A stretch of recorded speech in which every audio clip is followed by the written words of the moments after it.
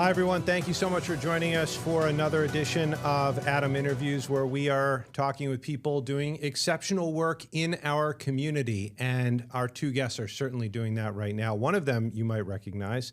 It's someone I've talked to for a long time, Hilda Rosario Escher. She was with Ibero for many, many years, helped found it, actually. And then Dawn Burdick, joining us now. Dawn, thank you so much for joining us. Thank you so much for having us. And Hilda, so happy to be talking with you again. Oh, yes. So, I'm so excited. So it's so funny because, Hilda and I will talk occasionally. She'll text me with great story ideas and things like that. And I always associated with you with Ibero. And when you left, I thought, how can someone with that much energy just disappear? And that has not been the case. I didn't disappear. I'm still working. Exactly.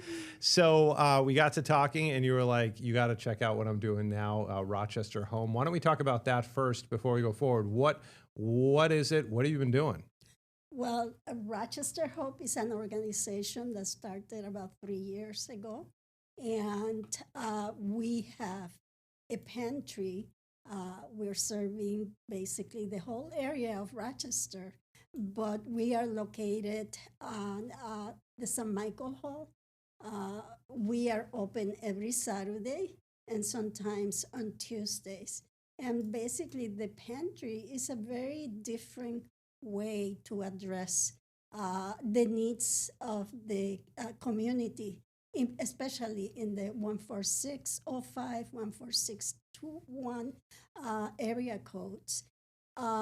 Basically, the pantry, the people come in the morning and they are given a number and they wait in the St. Michael Hall while they are having a breakfast. Then from there, they go to the pantry and they take a shopping cart and they go around and do shopping for whatever it is that they need for that particular week. But in addition to that, we have agencies that come to provide wraparound services to everyone in need. We have the Flomai Institute to do eye exams. We have Uther Doyle for people that have any issues with drug and alcohol. We have Anthony Jordan. We have the University of Rochester doing mammogram exams, as well as blood pressure and anything that is needed. That's among so many agencies that come. So we serve between 350 to 400 people every Saturday. Lately, it has been a lot more, close to 800.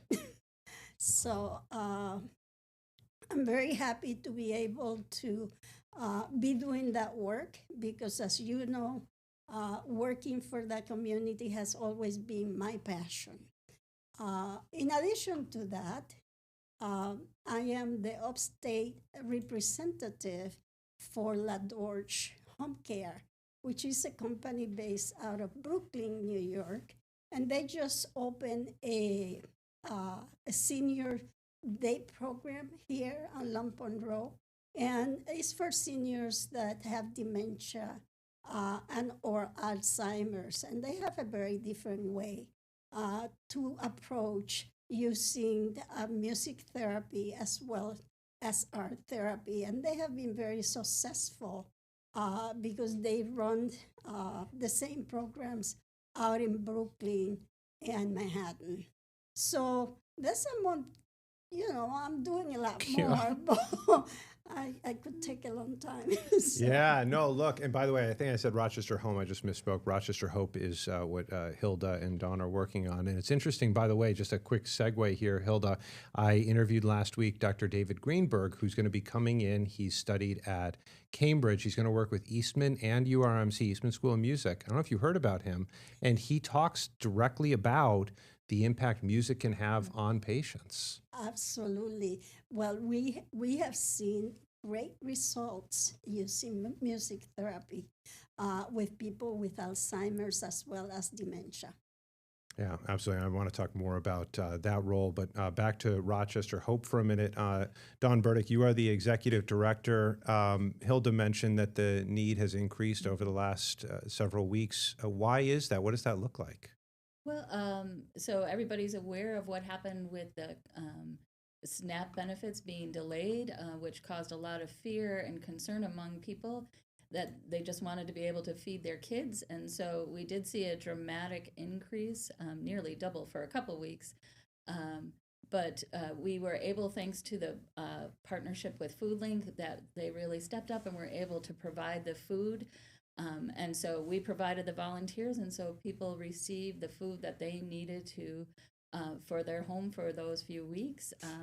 Now we're seeing back to around our normal numbers, about 400 households every week that come through, take the food that they need, and then we try to help figure what other ways we can assist them in whatever they might need. Ooh, that must have been very scary for people at that time. Yeah, you could feel the fear that was around because you don't know what was going to happen. And food is a basic need, obviously, and it's one thing when it comes to feeding yourself, it's one thing, but if there are young people depending on That's a you great point. or older people that are depending on you, it was a lot of fear. So we were in the privileged position to be able to help them out. And everybody that came received nourishing food and were sent on their way. That's fantastic. But of course, as they kept saying, there's no way that food pantries and the food Right. bank can meet the need of SNAP. I mean, it's just, Oh, SNAP is absolutely. just, it's so far Yes. beyond. So it was very scary despite the great work you're doing. And Hilda, after you left Ibero, how did this come about? What made you think to get involved in something like this? I received a phone call from someone that never calls me. And he said that he wanted to take me out to lunch. And so he explained to me what was going on in the community and if I could help. And, you know, I always believe that God has given me some skills and that he was telling me, I gave you those skills and you're not using them right now. So put them to use again. And so I have been working with Don and the other members of the board for about 3 years now. And I tell you, I'm there every Saturday from 8 to 4. And I just love it. I love it because it's giving back to the community, and that's what I'm all about. Absolutely. Before we continue with Rochester Hope, and I certainly do, I know we've interviewed you before, Hilda, and we've told your story, but for those who don't know, why don't you give us a little backstory and your role with Ibero, how that came to be, basically why you have the reputation that you do. If you could give us a little history, that would be great. Well, I came to Rochester in the 70s. I started at Ibero as a special service coordinator for a secretarial training program. And from there, I became director of early childhood services, director of foster care and adoption, then vice president for developmental disabilities, and then I became the CEO. I was there for 14 years as the CEO, but 30 years, with the agency. And while I was there, one of the biggest thing that happened was the Hurricane Maria in Puerto Rico. And I was about to retire. And when that happened, I said there is no way that I could leave the agency at this point. Our help was very needed. I decided that I could not do everything on my own, so I called a meeting of many different service providers, and we decided that we would open a center where people would receive all the services all in one place. And so because these were people that were coming to Rochester. They had nothing. They didn't know the community. So one-stop shop was what was needed. So I remember the first day that we opened, I figure maybe 100 people. Well, we had 1,000 people, and it was, oh my God, on Clifford Avenue, and the line was up a block, and we were not expecting all of that, but we managed. I tell you, we relocated 5,000 people, and it was thanks to the many different agencies and the whole Rochester community that we were so successful. We had people like Dutch Summers, rest in peace, that would call me and say, "I know that you need help, that you need money. I'm gonna send you a check." Talk to the United Way, talk to Wegmans, and everyone participated. I know that then we needed coats and winter gear, and we partnered with Dunkin' Donuts. And one day they brought a truck full of coats. So, I really believe that when there is a need, the Rochester community is there. And just like Rochester Hope, it's not only Food Link, but it's Wegmans. It's many different providers. And one of the things that I do is, go out in the community, meet with people that I know, and ask for money so we can continue offering the services that we are providing to a community in need. Yeah, that's wonderful. And by the way, I should note today is Rock the Day, by the way. So if you want, head over to the United Way website, and there's so many wonderful organizations, hundreds of nonprofits that can benefit from Rock the Day, including Food Bank, which I'm guessing, Dawn, does Food Bank help supply some of the food to? Mm-hmm. Yes, so we purchase the majority of our food comes through FoodLink, and they have been great in helping us out. And like Hilda said, Wegmans has been so generous in helping us source even more food during this time, offering an additional pickup day. It was really, without their help, we wouldn't have been able to do much. And how did you get involved with this? So I worked on the campus where Rochester Hope was being formed, and so I've always been sort of involved from on the fringes and behind the scenes. About 2 years ago, Father Daniel Ruiz and we were the co-directors. We both had separate jobs, but Rochester Hope grew so fast that we needed somebody with could focus just on Rochester Hope, and so the board offered me the position, and I gratefully accepted it. It is the best work I have ever done. It's such a privilege to be able to be part of this community. That is wonderful. By the way, if someone's listening and they either need the help themselves or they might know someone who could benefit, Dawn, where should they go? How should they access this? Absolutely. Any Saturday between 9 and 3, we are located on the corner of Clinton and Clifford. So it's 869 North Clinton. You just show up. We provide breakfast and lunch as people wait, and different assistants, different agencies come to offer wraparound services.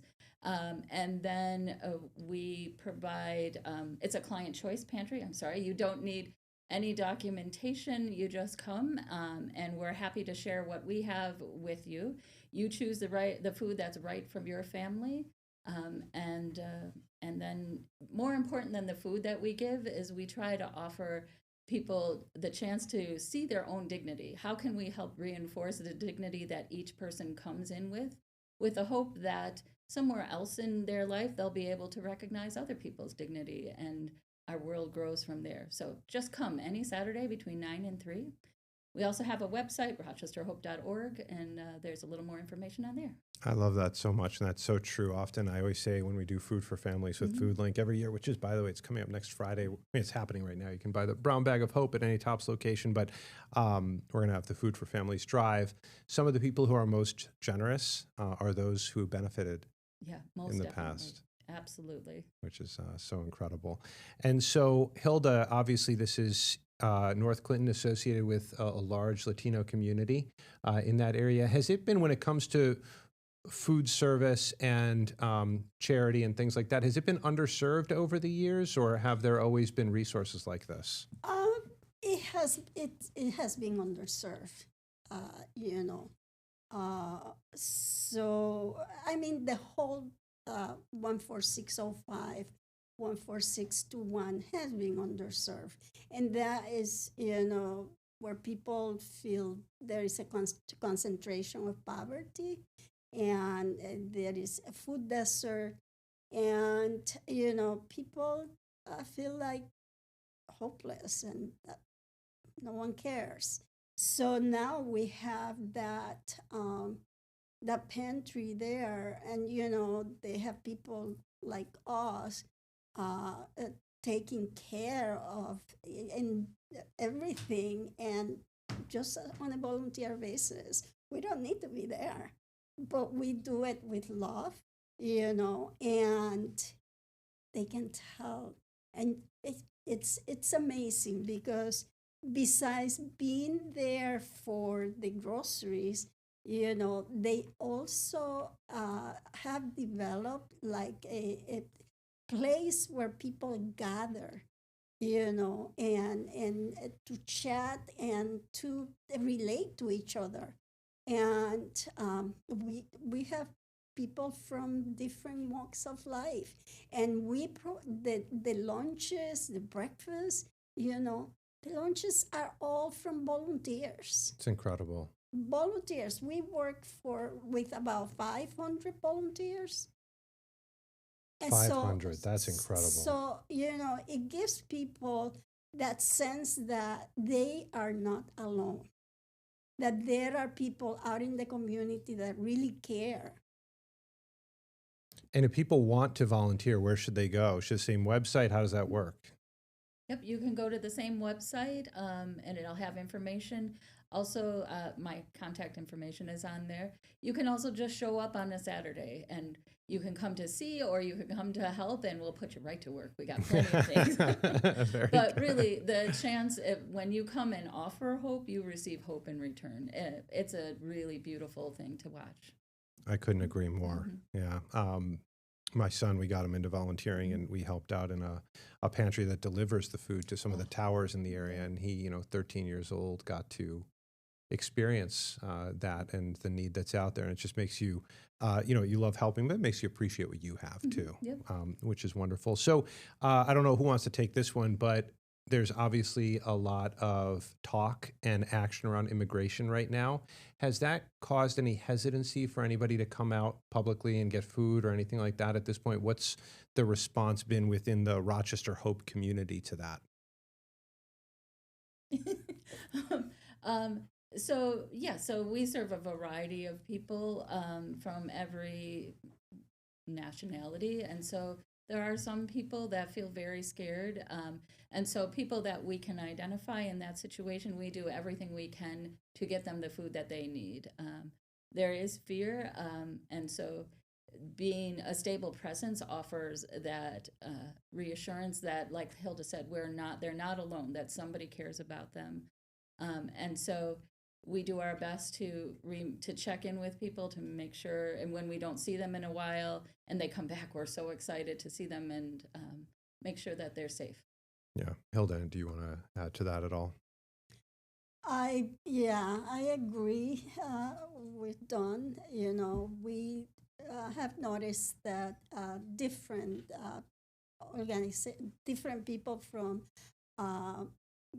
different walks of life, have decided to stay home and not come to the pantry.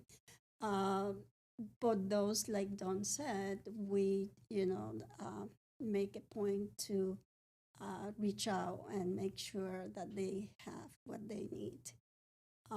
But we still, even with that, we still get 300 to 400 people on a weekly basis. And serving a lot of African American, Caucasian, Latinos, from all walks of life. Yeah. Well, maybe my son, now that project's done, we'll have to send him, he can practice his Spanish too. Absolutely. That would be great. We have people kids from McWay. We have kids from not kids, but Nazareth Yeah. College. I mean, we have from different Mercy, from these different schools and different people in the community that really have learned about it and they want to be part of it. Yeah, absolutely. And by the way, Dawn, any hopes of expanding? Right now, the main part of this is on Saturday.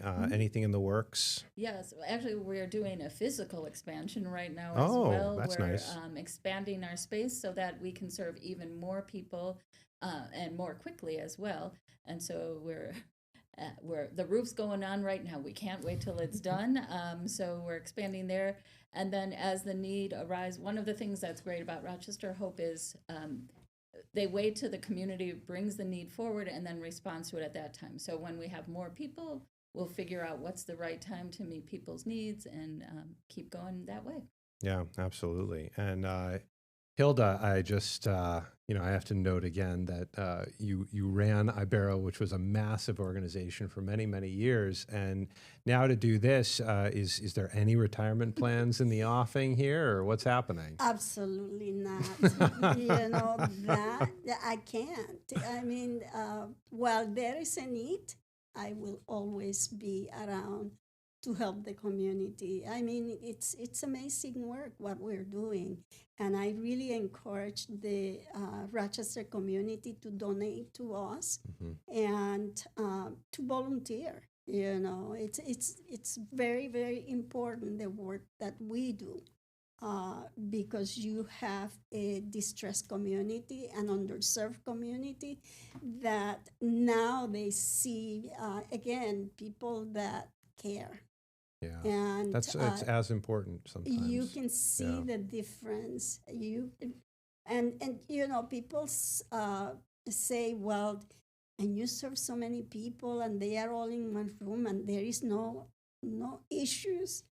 Well, no, it's really amazing. They are very, very appreciative to have us there because they know that we care. Absolutely. And going back to the other job that you have here, some people might have heard that and said, oh, my mom or my grandmother or my father has Alzheimer's, and they'd be interested. Where can they get more information on that? They can go to, they can call me, 739-0208. And I'll give all the information. That's how open, that is the most Hilda response. No one has ever given out their personal phone number. Yes, absolutely, yes. No problem. No, that is great. And does the service, is it you stay there, or is it a service you like that people drive to? How does this work? People can be picked up. Okay. We also we're open from 9 to 5. People can go 2 days a week, 1 day a week, whatever they want. But it's really an amazing place, and I would not be associated with it if I didn't think that it was really good for that community. Yeah, no, absolutely. And Dawn, going back to Rochester Hope, what type of food do you serve? You talk about, what is it, breakfast and lunch? And so we do two things. On the breakfast and lunch piece, the lunch especially is made by different groups of volunteers, mostly coming from different church groups. Most of 3 of our 4 are Hispanic groups, so they provide a culturally relevant meal for most of our folks. Our breakfasts are mainly donations from Wegmans and pastries and coffee and things like that. And then the food that we offer in the pantry, it's a variety, but we always try also to cater towards special needs along cultural lines. So we always have lots of rice. Actually, rice is our biggest cost because it is so important for every culture that uses our pantry. We go through about 1,600 pounds of rice every week. And so, wow, that is but it's so important, and Yeah. so of course, and then other different protein options that we have. We've been sourcing halal meat recently because we've had an increased population of people coming from the Middle East, and so we want to be able to get people the food they need. I think that speaks a lot to the care that both you and Hilda have been talking about, because it's goes beyond just feeding people. It's say, here's your PB&J sandwich, you know, like, but Right. it's about taking into account the culture and what they're used to, because that will help bring them out too, and the whole family. And so kids can come to this, by the way, Hilda? Absolutely. Yeah. Yeah. It must add to the liveliness of the, Absolutely. My grandkids volunteer. there you go. Yeah, my son volunteers. See, it's So, a family yeah. operation now. Yeah.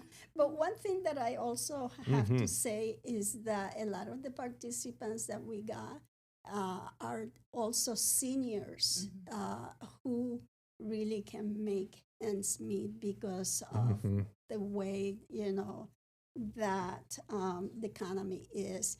We also have a lot of single moms, working single moms that really have to decide between paying the rent or, having food at the table. So that is a very important service. And like Yeah. I said before, please donate. Yeah, I know. Rochester Hope. That's what they brought you on for. You make it rain. So you talked about Rochester Hope kind of being sectioned off from the other organization. Tell me a little bit, Dawn, about the other organization. Like, what else is affiliated with Rochester Hope when it Yeah. comes to services? So we're based on the campus of St. Michael's Church, but actually the headquarters for Ibero is located, we share space with them on the same campus, and then the Centro de Oro, they run Monday to Friday a senior program in the hall there, and then we use the hall on Friday, and then the church uses the hall on we use it on Saturday, the church uses it on Sunday, so we really make the most of this corner on Clinton and Clifford. What used to be pretty empty most days, now there is nowhere to That's a good squeeze parking in lot there. too. That's a good parking lot. So that says a Yeah, lot. so it's beautiful to see Yeah. what was once sort of empty is now teeming with life. Yeah, I've had the privilege of being there, I think, this spring, and I can safely say that the groups there have done a wonderful job. Yeah. Brought it back to life. So, well, with that, I want to thank you both so much, not just for coming on and chatting with me for this talk, but also for the work you're doing for the entire community. You could say you're in one pocket, but really you're not. You're connected to the entire community because, as you noted, Dawn, so eloquently, that once you foster that kind of love and care, it then grows. So, Absolutely. yeah, thank you. Thank you so much, Hilda. Thank you. Thank you for having us. Yeah, let me It's know great when. to start working with you again. Of course, let me know when you start the next two projects or Absolutely. whatever. Absolutely. Energizer commercial right there. Yeah. All right. With that, I just want to thank once again Dawn Burdick, the Executive Director of Rochester Hope, and Hilda Rosario Escher, the Master of Everything, for joining us at this hour. When we talk about people doing exceptional work and getting them on the show, this is exactly what we're talking about. And we do it every night, 8 p.m. We're going to have someone new tomorrow and the day after that and the day after that. So please go get the Rochester First app. If you don't have it, maybe you're watching at a friend's house right now, or encourage your friend or family member to go get it, because we are putting on some great content and more in-depth coverage than you might get on the newscast. We just don't have the time there. We do a lot of headlines and blurbs, but this is a wonderful opportunity to truly learn about people and organization. We certainly did that here. Rochester Hope, if you need help, you can head there. If you need to let the care out and get your hands involved, you can do that too. With that, thank you so much for watching, everyone. I hope you have a wonderful evening, and we hope to see you right back here on the Rochester First app tomorrow. Take care. Get the Rochester First streaming app today for everything you love from News 8 On Demand, plus exclusive shows you won't see anywhere else. Search ROC and download for free on Roku, Amazon Fire, and Apple TV.